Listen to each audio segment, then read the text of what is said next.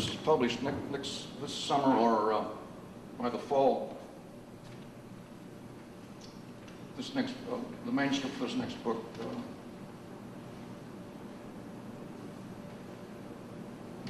The title is Enough. It's dedicated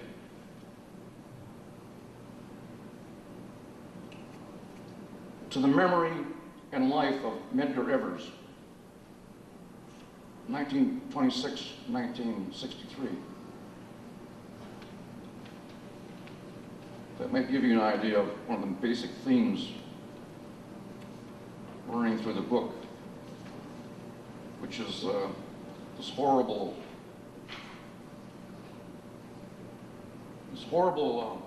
problem of racism in this country.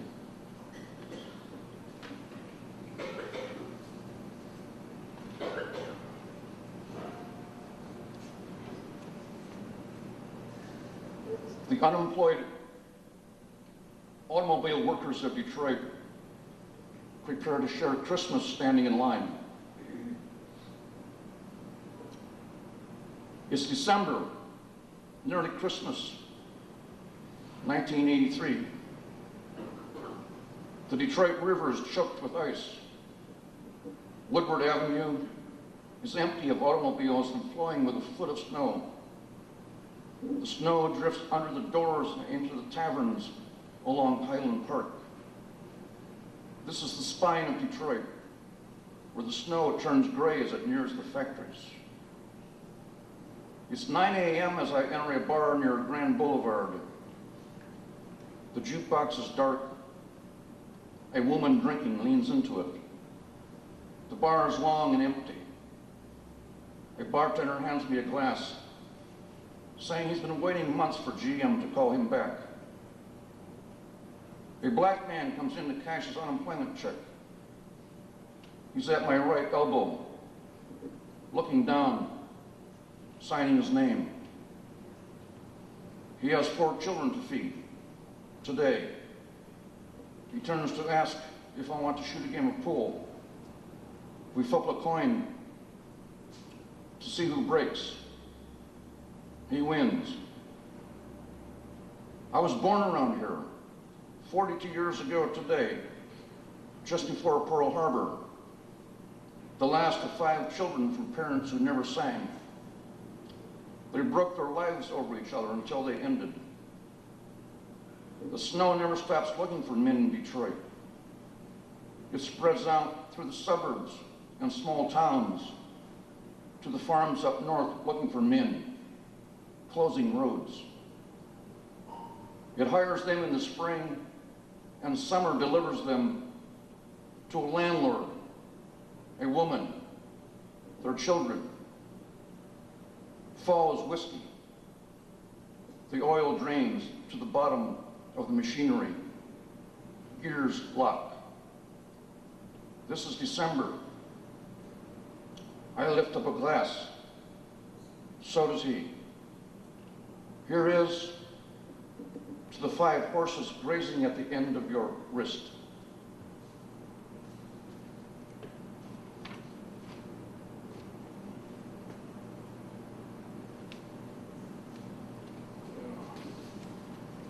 I think I should just skip over some of this. But not this one. Nelson Mandela walks into freedom.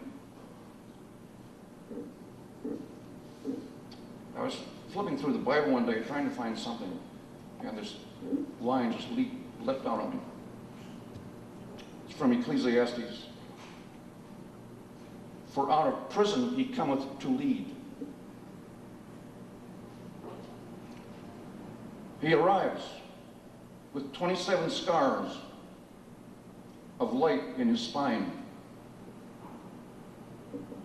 His keepers coil their whips around handles of ivory as the chains surrounding Johannesburg begin to rust. From Cape Town to Soweto and north, his family begins to inhale his breath, to gaze upward through his eyes, and to move to the great hymn of his heart. It is the day when the prisoners free the guards, when lava pours from the sea, when the streams open their lungs to breathe. And it is the day when hills of dead young African men began to stir in the bones of their mothers.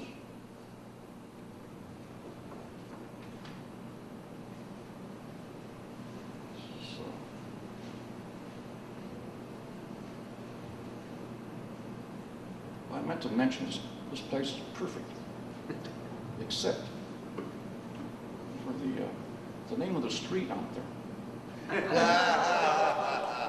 No, it's the right. Bush? That's a little bit Bush League presidency. I had to get that in somehow. 3 months of bombing Afghanistan. Well, I will pay for it with a tax cut.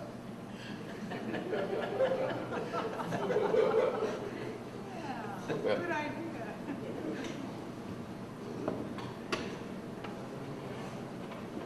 They were already in the Dark Ages, the most wretched, poverty-stricken country on earth, perhaps.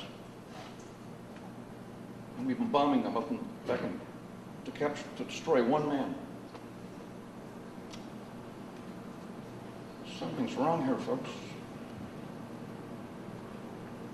I don't know what's going to take to wake people up.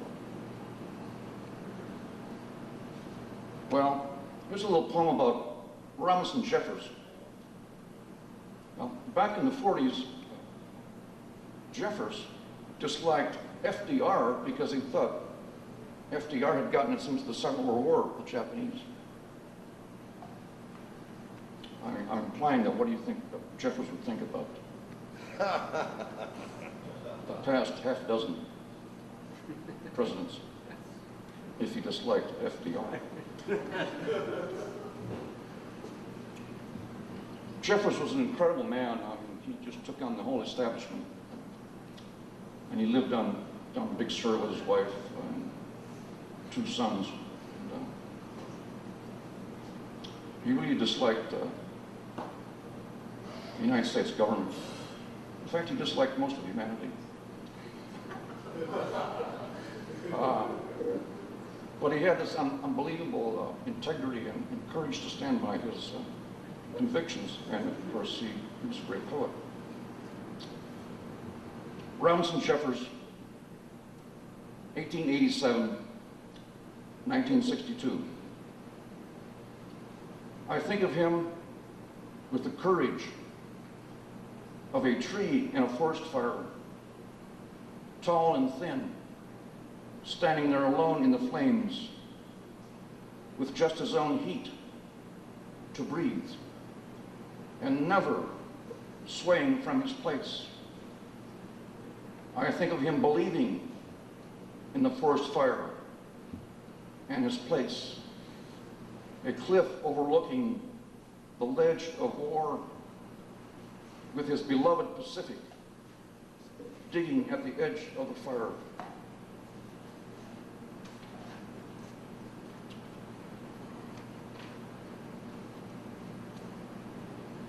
Sort of goes along.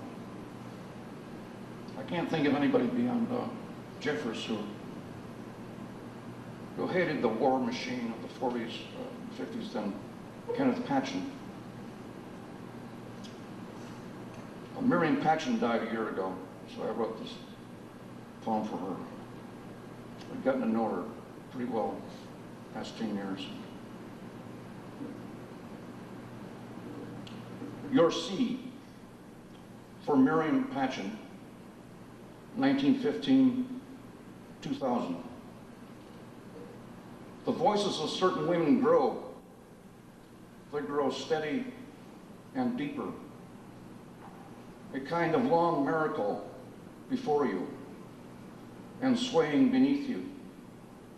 Deeper than your breath, they grow darker with song the more you hear them, holding and lifting your small boat, your voice, her salt light spreading around you.